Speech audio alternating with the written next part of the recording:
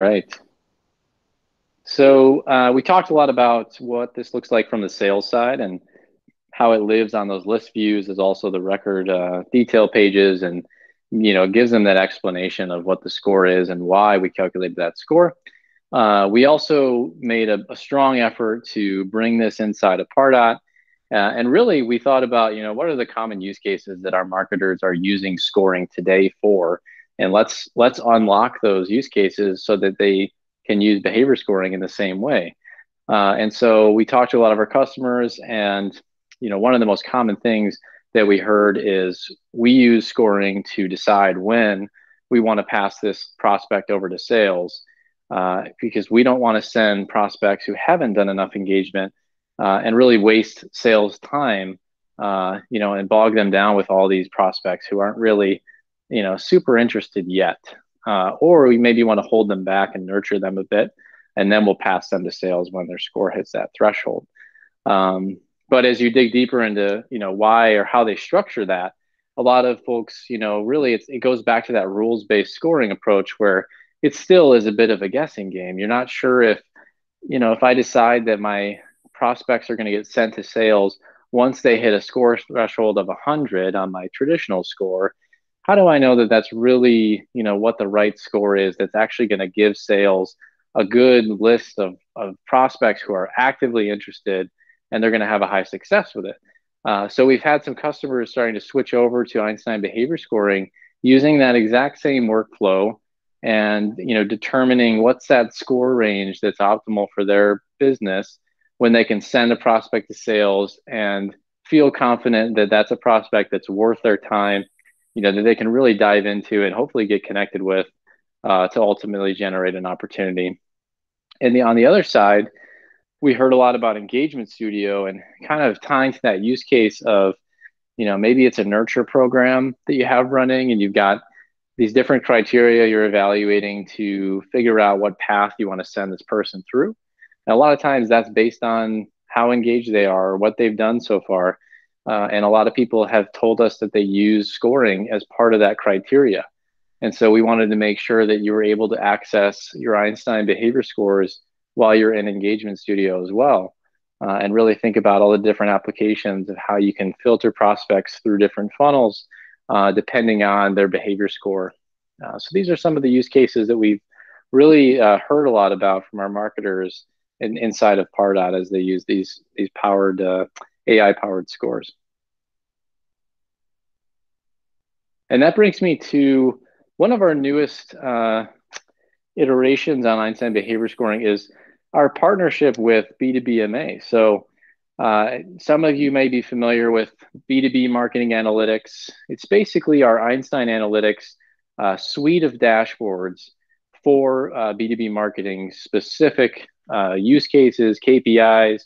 It's really, a more advanced reporting for your business to be able to look at, how are these different engagement trends going, look through attribution of your marketing content, and really help you learn and optimize your marketing strategy.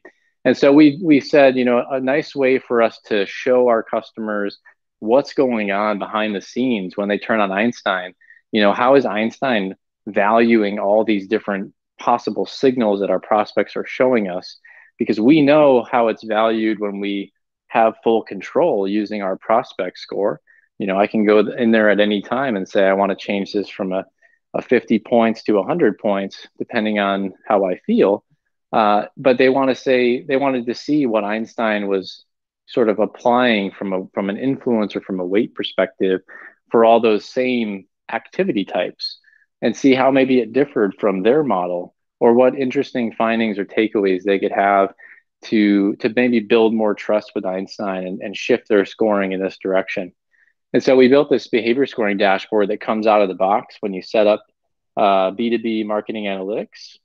So basically, if you have already set up your B2B MA application and you don't have this dashboard, it's listed as an optional dashboard that you can choose to create when you go through your setup flow of B2B Marketing Analytics. So if you've already set it up and you don't have this dashboard, you can just reconfigure your B2B MA app. There's a button that says reconfigure, And it's as simple as just going through and making sure this box is checked that says Einstein Behavior Scoring. And then at the end of that process, it's going to start pulling the data and really generating this dashboard full of all this rich data for you to look at. But the focus here is just to say, here is exactly what's going on. We ran a model for your org based on your data only, and here are the patterns that we found that are really influential in determining which prospects are going to result in an opportunity. And what's cool about this is it shows you not only at the activity type level, like example, you can see what's the influence of a form submission, what's the influence of a landing page visit, but you can also see within those types of actions, what's the influence of all these different assets that I have that my prospects are engaging with. So that example I gave earlier was around 2 or 3 different forms that you have, and all those forms may actually carry a very different influence on the score, and you'll be able to see that in that dashboard. We also show some prospects in a table below at the bottom of the dashboard, and we put this here to enable you to basically take action. So if you find a prospect who has done a certain action or two that you're really excited or interested about, you can actually access all your lightning quick actions for your lead and contact records just by clicking on the name of that person in this list. So if I click on that first person at the top of the list and I want to post to Chatter and mention the sales owner of that lead and say, hey, you need to engage this person, they're showing all the right signs, I could do that directly from this dashboard. So we wanted to make sure that it was a bit actionable as well. But mainly we want to give you those findings that Einstein has found and really help you build trust in the model. Just out of curiosity, has anybody set up B2b MA so far? I have it in the org. We just started to get going, so I don't really have a lot that I've looked at with it just yet myself. Okay. This is Kurt. I'm with 3D Systems, and we have it set up. Although we haven't upgraded to Pardot Advanced yet. We're still on Pardot Ultimate, but we're working on it. Awesome. Yeah, I mean, even beyond this dashboard, there's a lot of really powerful things you can do with marketing analytics. So I'm excited to hear that you guys are getting started with it. And if you do make that upgrade to advanced, definitely be sure to enable this one, and you'll take away some interesting findings from this. We'll be happy to hear your feedback as well. And I forgot to mention one thing that I want to call out. I know it's kind of hard to see in this dashboard, but in the screenshot here, there's actually a bunch of filters at the very top of this, and they're actually the time bins that we generate. So I think you had mentioned a question earlier around, how do we learn the influence of a single action based on its occurrence or when it occurred. So you can actually see that how we've applied different weights or influence for the same action across different periods of time, and see how that influence changes if it's comparing it to when something occurred today versus something that occurred 30 days ago or a year ago. You'll be able to track and see that in this dashboard as well.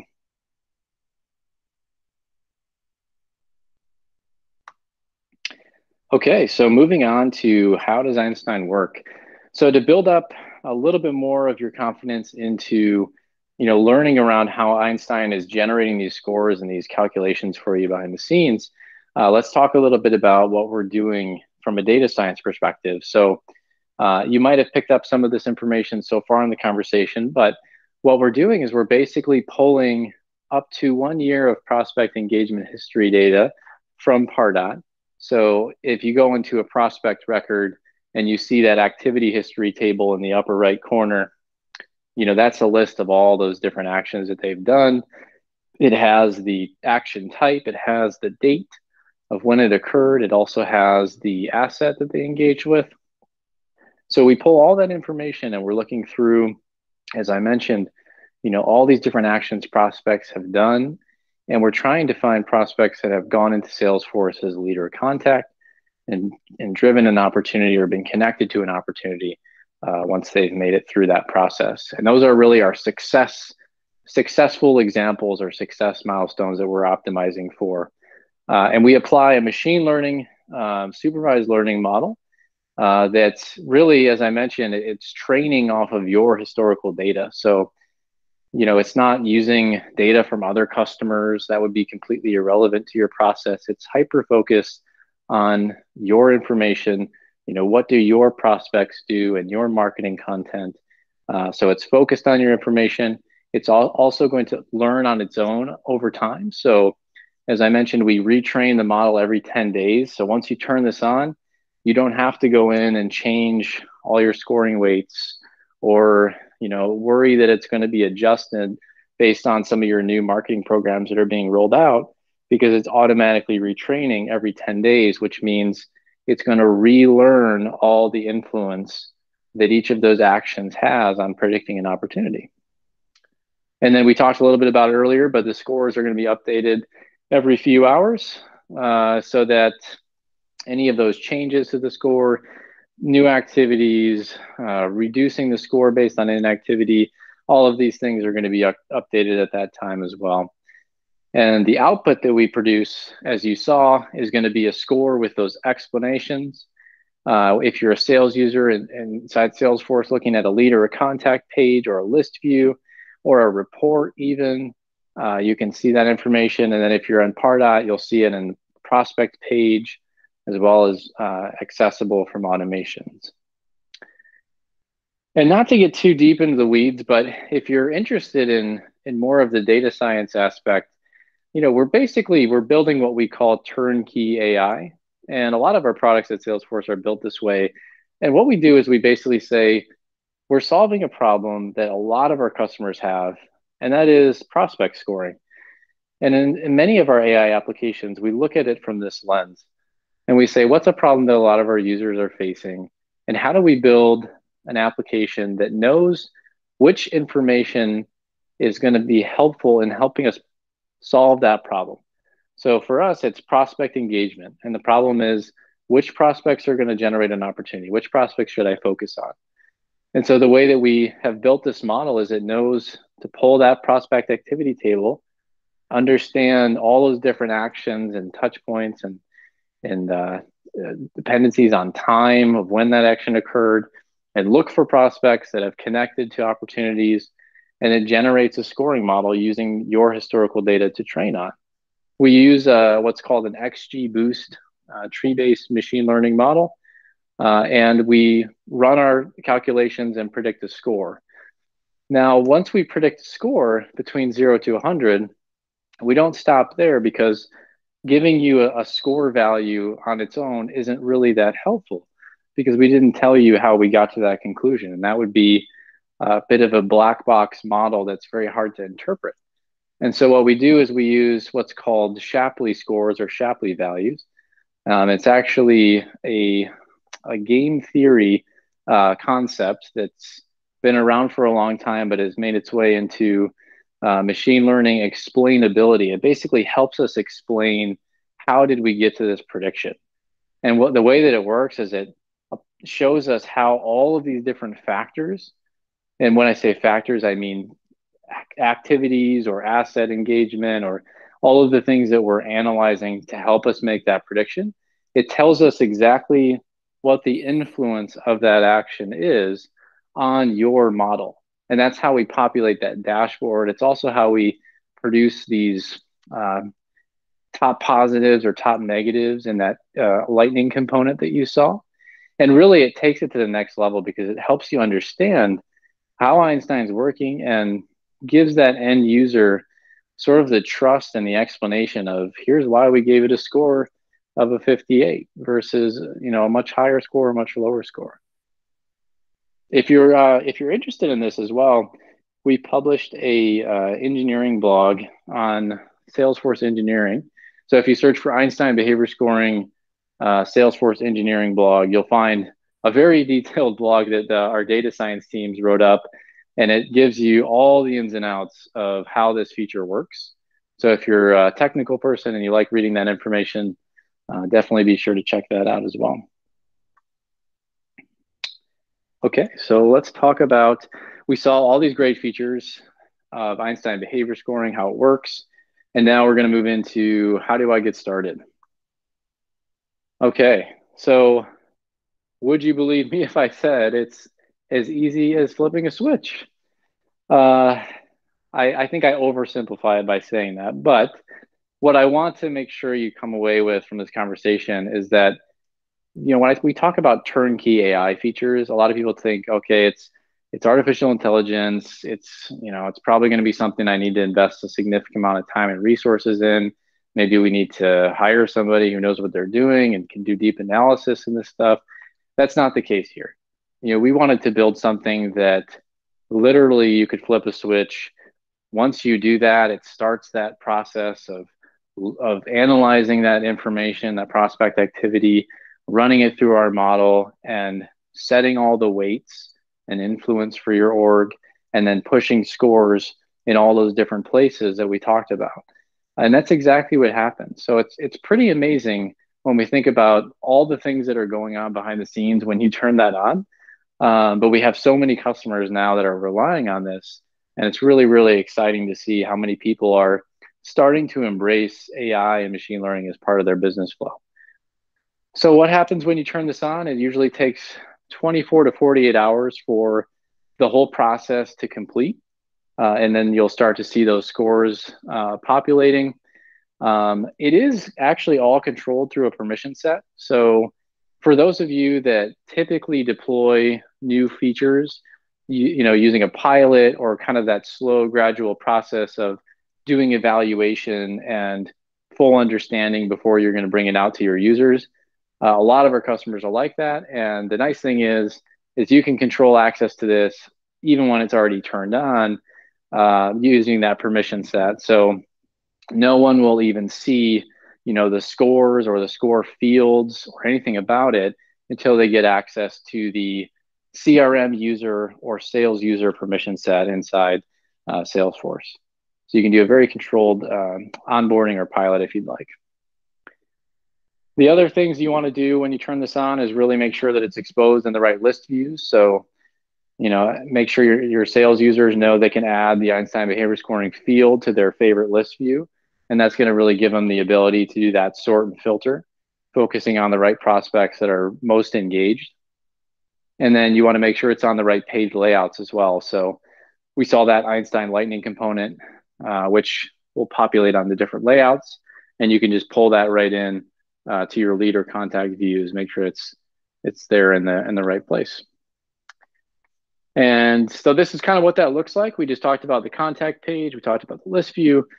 You don't actually have to do anything to get it into Pardot. So once you turn it on, we're automatically going to populate the Einstein behavior score field on the prospect page in Pardot. So what you see there in the middle, that's going to just appear automatically. Same thing for accessing this from Engagement Studio or automations. One catch there that some people overlook, I think, is that it's actually a prospect custom field. So it kind of looks like a standard field for prospects, but when you go to select that field from Engagement Studio or automation rules, just make sure you pick prospect custom field, and then you'll see Einstein behavior score as a choice. So some people miss that over there. So just something to look out for. The other thing I would mention is if your connector user for Salesforce and Pardot is a manually assigned connector user that you defined, it may not have the right permissions for seeing this information and accessing this information. So you want to make sure that your connector user also has that CRM user or sales user permission set license in Salesforce, just to make sure and verify that when you do turn this on, we can populate this information, these scores in the right places inside Pardot. So that's another thing I would just keep an eye on. But overall, I think it's very, very easy process to flip the switch and really just start engaging with these features. Here's another quick view of what that looks like on the lead and contact page. I think we talked a little bit about the fact that we have another feature called lead scoring. So we have Einstein behavior score, we have Einstein lead score. We actually have a lot of customers that use both of these. And because, really they're trying to solve different needs and they complement each other very well. If you think about behavior scoring, it's all about engagement. It's about, is this person really interested in what we're trying to offer? And lead scoring is really all about, what do we know about them and do they kind of fit our buyer profile? And so you can use these really complementary when you're looking through your leads, especially in the sales team. So would you say then that the behavior score is sort of the replacement for the Pardot rules-based score, and then the lead score, Einstein lead score, is the replacement for the Pardot grade? Sort of. It's that's definitely, I think, a good way to capture like how they work and kind of the use case. There's some caveats there. It's I would say that the lead score is different because it's really just focused on records that are leads in Salesforce. So it doesn't actually flow back into Pardot. So if you want to use the grade and use that in some functionality within Pardot automations, you'd still want to rely on that. Lead scoring, I think, we brought this to market actually as a sales tool, and that's why you see it packaged as part of our Sales Cloud Einstein offering first. And then we brought it into Pardot because we said, hey, it's actually really similar to the grade and sort of this profiling approach for ICP. And our sales users could find a lot of benefit from that within our marketing teams as well. Versus behavior score, we kind of went with it with a marketing first lens, and we said we need to get this in Pardot. So I think to answer your question, lead scoring is a little bit different because it's really only populated on the lead object in Salesforce, but it does give you that similar look at who has a good profile compared to our typical buyer that we should focus on. Whereas behavior score, it can be viewed, I think, as a natural way to really take your Pardot score to the next level and start to think about, how do you optimize your scoring model and start using machine learning so you get all those advantages that we talked about. The one catch with behavior score, though, for customers that have made that adjustment, if you rely heavily on scoring categories, we don't have behavior scoring doesn't really support that right now. But it's very complementary. I think a lot of customers have used both behavior scoring and then they've kept their scoring model running for scoring categories, mainly to say, we know that their overall score is high and that there's somebody we should focus on, but we want to make sure that we know out of all of our categories, what are they most interested in? And so they'll keep their scoring category running just to kind of see that as well as a different data point. So that would be the one thing I'd call out there. Okay, thanks. Sure. And then from list views, we talked about it, how it's a nice hover functionality. So, the idea here is that if you've got a list view of leads, you can actually pull in both the behavior score and the lead score if you wanted. And you could do some prioritization. You could pull in, one or both. And then when you hover over the score, you're able to see that component and just get a quick view of why that score is the way that it is. Both lead scoring and behavior scoring work this way. And, it's a really nice way to really take prioritization to the next level for your sales team, make it a little bit easier for them and more confident in their understanding of these prospects before they engage. All right. So I think I mentioned a couple of these, but just kind of wrapping things up, a few helpful reminders to leave you guys with, and that is, don't forget the permission set. This is very important. So if you turn it on, just make sure that you or whoever's going to be looking at this information has the sales user, CRM user, or even the service user permission set. These are going to give you access to these Pardot Einstein features. So again, if you're rolling out a pilot, you want to make sure your pilot users have these permission sets. Anybody who doesn't have one of these is not going to be able to see that information. And also for the B2b MA dashboard, I mentioned this before, but if you've already set up B2b MA and you don't see it, you can click on the reconfigure button and you'll be able to select this as an optional dashboard, which will generate automatically once you've walked through that kind of setup flow. So don't forget that one as well. The last thing I don't think I mentioned here, which I guess is related to the permission set, and that is the concept of the connector user. Just make sure that if you've manually chosen your Pardot connector user, just make sure they have the permission set as well, so that you can get all the information within Pardot and not just in Salesforce. And lastly, I would definitely encourage you guys to take our Pardot Einstein Trailhead. This will give you more information and a better walkthrough of the other features that we didn't have time to cover today. So as a recap, we're talking about behavior scoring today, but we also have lead scoring, and we have campaign insights, as well as a brand new feature called Einstein Attribution. And so if you walk through that trailhead, that'll give you a good introduction into those features that are all included on the Pardot Advanced Edition. And will really help you take your Einstein learning to the next level. And I would also consider we do have a Sales Cloud Einstein trailhead as well, and that is it gives you kind of the next steps, I guess, in the sales process. So I know there was a question about does behavior scoring continue to score to help you understand which opportunities are likely to close. We actually have features within Sales Cloud Einstein that are focused on that part of the sales process. So with behavior scoring, we really want to get you from, prospect to opportunity. And then once that opportunity is created, we have opportunity scoring in Salesforce. We've got some insights features. We have Einstein forecasting. We've got a lot of really, really cool AI features on the sales side as well that I think would be a cool thing to check out if you haven't already. I think that's about it. Well, awesome. We do have a couple questions in the comments. I'm just going to go over them. So you mentioned it's in the advanced plan. Is there any plan for Einstein features to be available for any of the lower plans, like the Plus plan? Can we buy just the Einstein features, or is it only available with the advanced plans? It's a good question. Yeah. So right now it's just going to be available in the advanced plan.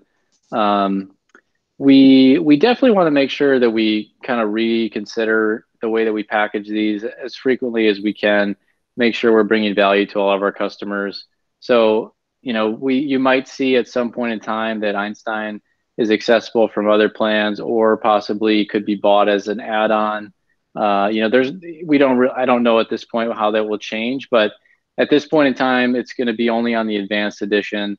What I will say is enterprise edition of Salesforce is required because of the API limitations that we have on the lower Salesforce edition. So that is going to be one requirement as well. So you want to make sure you have enterprise edition. And I mentioned Sales Cloud Einstein before, which is our sales focused AI suite of products. That is actually sold as an add-on to Sales Cloud. So a little bit of a different, way that it's packaged. But if you had Enterprise Edition of Salesforce, you could buy that add-on of Sales Cloud Einstein if you wanted to extend some of that sales functionality. But for our Pardot focused features, it's going to require that Pardot Advanced Edition today. Okay. And then there are some demo orgs. Is the Einstein available in a demo org or not really? So do you mean kind of like a training environment or a sandbox environment? Yeah, exactly. So we have customers that do use the score there. Again, if you've got advanced edition and a training environment set up or a sandbox, you would be able to use this and kind of test it out, as long as you had enough kind of data in there, even if it's fake data, because we're going to run a model for that instance or that org. Mm-hmm. Einstein features are kind of interesting. So we get this question a lot, and a lot of people, I think just the way that Salesforce has encouraged customers to play with Sandbox first, configure everything, test it out, and then move to production.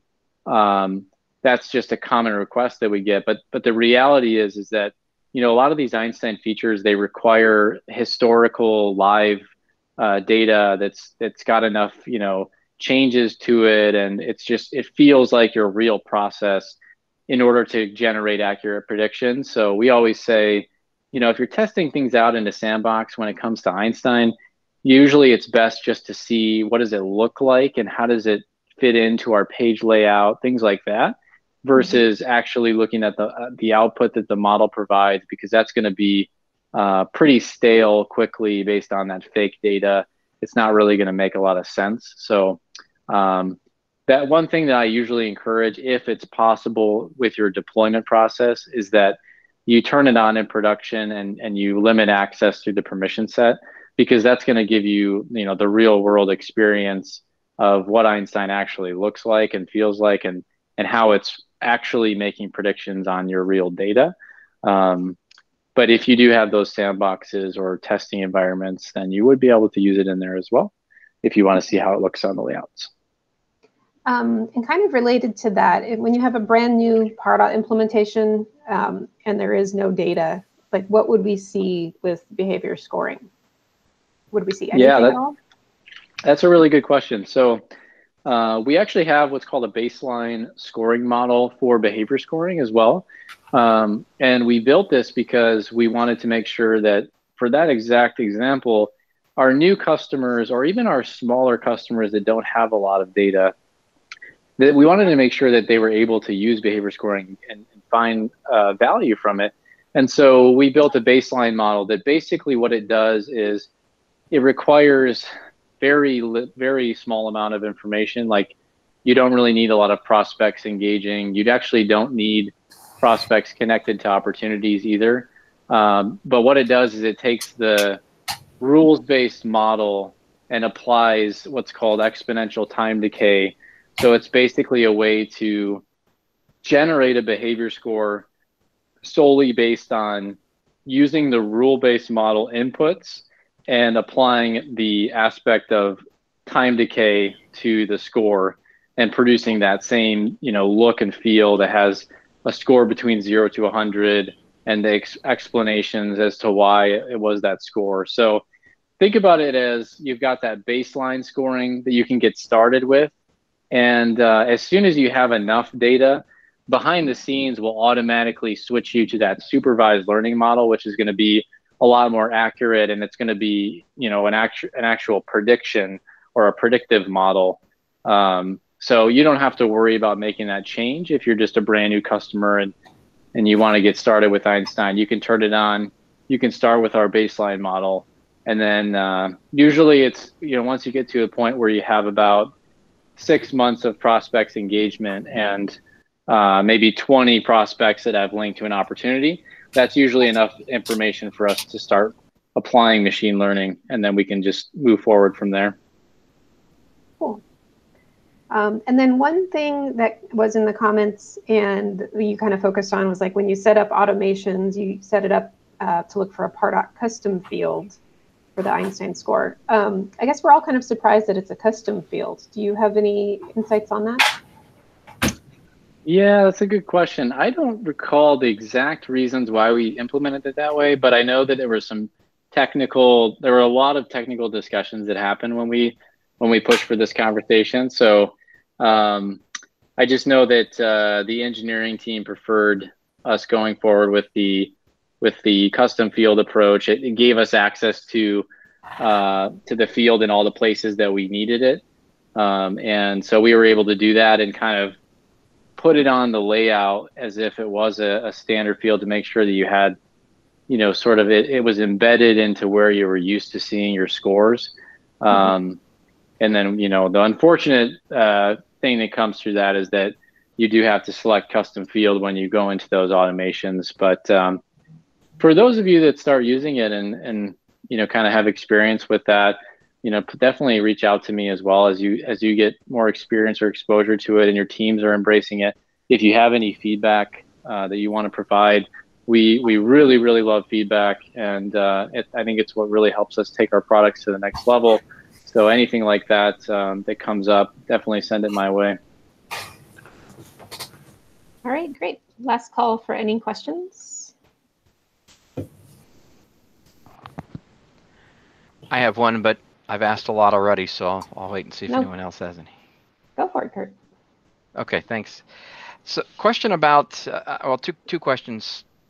similar or related.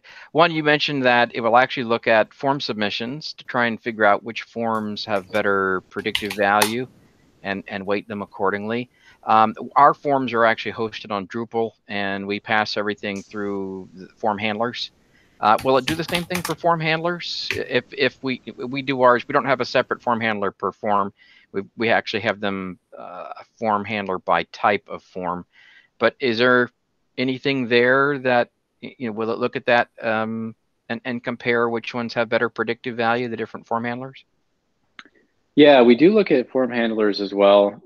The way that you would see it structured, I guess the way that we would kind of identify it would depend on how it's captured or stored in Pardot. So if you go to a prospect page that has engaged with that form handler or one of your form handlers that you're speaking of, if you can see it called out in the activity history, and if it's descriptive to the point where it names the form handler the way that you would expect it to, that's the way that we would learn it. So if we can see the name in that table, we'll populate the name for you. Otherwise, we might call out, however it's defined in that table. But we definitely would learn for form handlers as well. It's essentially all the same activity types that you get with the rules-based score. Okay, then that brings up my second question then, or the related one is, given that you're in the product team, do you ever see a day where you'll support custom activities? So quick example might be at, say, trade shows. We like to have custom activities that measure when someone actually visits the booth versus whether they attend one of our speaking sessions versus if they actually get a demo at the booth, or some other things. Any thoughts there? Yeah, that's a good question. So I would love us to support custom activities because on the Einstein side, we're always looking for any new signals that we can include in our model. But I know that the team that manages sort of the activities structure in Pardot that's a common ask that they've gotten. I don't know where it stands on their development plan or their roadmap, but I would be confident to say that there's probably an exchange idea out there for custom activities. So I would encourage you all to. I voted for it. Okay, yeah. Everyone else, if that resonates with you, I'd say definitely vote it. We really do look at those quite frequently and take those to heart. So love the feedback, and I totally agree that it would be something of value. I'll definitely ping our team again and see what we can do to push that forward for you. Okay, I appreciate it. Thank you for the great session. Yeah, thanks for all the good questions. All right, everyone. All right. Further questions? We'll give you going once, going twice. I guess not. All right, well, thanks everyone for joining. Thank you, Brad. This was a great session. Yes. Yeah. Thank you, everybody, for having me. Nice to meet you all. Thanks for your time today. And yeah, feel free to reach out if you guys have any questions or want to go have a separate conversation about Einstein behavior scoring, or if I can help you out in any way, I'm more than happy to do so. Thanks, Charlie. Thank you so much. All right, everybody, have a great rest of your day, and we will see you next time. We'll be announcing our September session when we get it on the books. Thanks, everybody. Thank you. Bye.